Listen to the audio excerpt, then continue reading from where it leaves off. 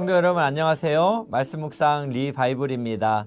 시작된 한 주도 하나님의 말씀으로 승리하시기를 축복합니다. 오늘 하나님께서 우리에게 주신 말씀은 요한복음 9장 13절에서 17절까지 말씀입니다. 함께 읽겠습니다. 그들이 전에 맹인이었던 사람을 데리고 바리새인들에게 갔더라. 예수께서 진흙을 이겨 눈을 뜨게 하신 날은 안식일이라. 그러므로 바리새인들도 그가 어떻게 보게 되었는지를 물으니 이르되 그 사람이 진흙을 내 눈에 바르매 내가 씻고 보나이다 하니, 바리새인 중에 어떤 사람은 말하되 이 사람이 안식일을 지키지 아니하니 하나님께로부터 온 자가 아니라 하며, 어떤 사람은 말하되 죄인으로서 어떻게 이러한 표적을 행하겠느냐 하여 그들 중에 분쟁이 있었더니, 이에 맹인되었던 자에게 다시 묻되 그 사람이 내 눈을 뜨게 하였으니 너는 그를 어떠한 사람이라 하느냐. 대답하되 선지자니이다 하니. 요한복음 9장은 예수님께서 날 때부터 맹인이었던 자를 눈을 뜨게 해주신 기적을 담고 있습니다. 우리는 요한복음 9장의 말씀에서 영적 안목의 중요성과 그 필요를 생각해 보기를 원하는데요. 첫 번째는 고난을 보는 관점입니다. 본문에 나오는 이 맹인은 날 때부터 앞을 보지 못했고 집은 가난하여 구걸을 하며 비참한 삶을 살아야 했습니다. 이에 대해 제자들은 세상적인 관점을 가지고 예수님에게 묻습니다. 이 사람이 맹인으로 태어난 것이 부모의 죄인가 맹인 스스로의 죄인가를 물었습니다. 이는 인간의 모든 불행의 뿌리가 인간의 죄로 인한 것이라는 직관적 관점에서 나온 것 같습니다. 그러나 예수님은 제자들의 이러한 질문에 맹인된 사람은 누군가의 죄로 인한 결과가 아니라 하나님이 하시고자 하는 일을 나타내고자 함이라고 말씀하십니다. 즉, 이 사람이 공경에 처한 것은 죄 때문이 아니라 하나님의 일을 나타내고자 하는 깊은 의미가 있다라고 말씀하신 것입니다. 우리는 종종 현재의 고난을 죄로 인한 결과라고만 생각하는 경향이 있습니다. 예수님은 고통의 순간이 하나님의 일을 나타내고자 하는 기회로 바라보고 계십니다. 그러므로 우리가 직면한 고난들이 괴로울 때가 있습니다. 그러나 예수님의 말씀처럼 이러한 고난은 하나님의 일을 나타내고자 하는 기회도 될 수 있음을 영적으로 바라보고 하나님을 의지하며 인내하며 용기를 내시기를 축복합니다. 두 번째는 예수님을 보는 관점입니다. 예수님은 세상을 구원하기 위해서 세상의 빛으로 오셨습니다. 예수님이 이 말씀을 하시고 땅에 침을 뱉어 진흙을 이겨 맹인의 눈에 바르시고 신라한 못에 가서 씻으라고 하십니다. 이에 맹인은 예수님의 말씀에 순종하여 신라한 못까지 걸어가는 순종으로 반응했습니다. 그 결과 맹인이 예수님의 말씀에 대한 전적인 순종 가운데 기적이 일어났습니다. 맹인이었던 이 사람은 눈을 뜨게 된 것입니다.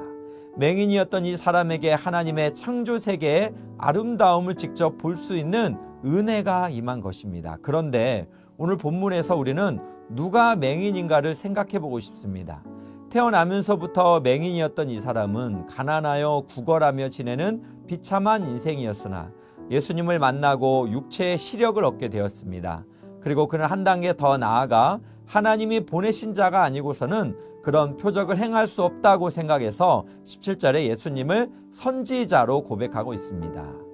이에 반대로 유대인들과 바리새인들은 육체의 눈은 떴으나 영적으로는 맹인된 자들입니다.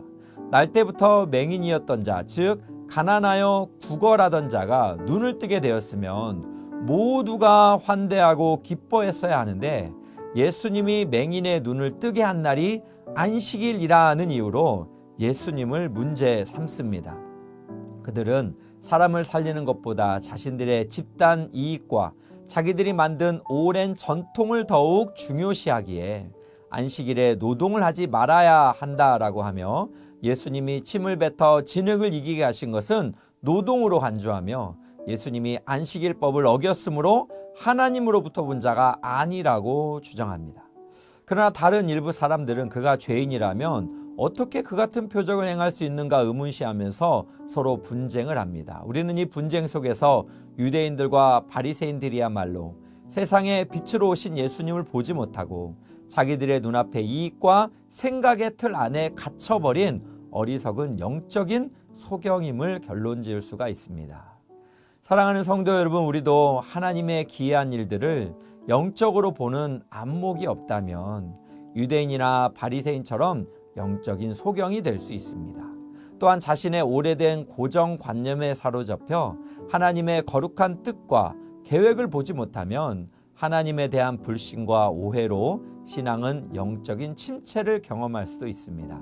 그러므로 우리는 육신의 눈은 떴으나 주님과 주님 행하신 일은 믿지 못하는 영적인 맹인은 아닌지 스스로를 점검하며 믿음의 눈을 뜨게 해달라고 은혜를 구하며 나아가시기를 축복합니다. 또한 날 때부터 맹인이었던 이 사람이 고난을 예수님께서 하나님의 일을 하실 일을 나타내는 기회라고 이야기한 것처럼 우리도 고난의 현장 속에서 영적인 눈으로 바라보며 하나님의 하실 일들을 기대하며 믿음으로 나아가시기를 축복합니다. 함께 기도하겠습니다.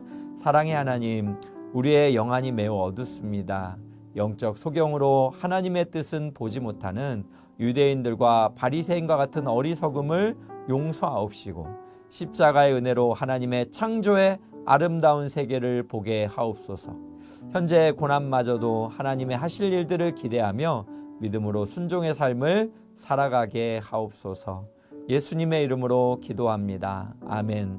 오늘 또 두 가지 기도 제목으로 기도하기 원합니다. 첫 번째는 고난 중에도 주님과 주님이 행하신 일들을 바라보는 영적인 안목을 주옵소서. 두 번째는 3월부터 시작되는 다락방과 제자훈련, 사역훈련을 비롯한 많은 교회의 사역 가운데 하나님의 큰 일을 기대하게 하시고 예수님의 치유와 은혜를 경험하게 하옵소서. 합심하여 함께 기도하겠습니다.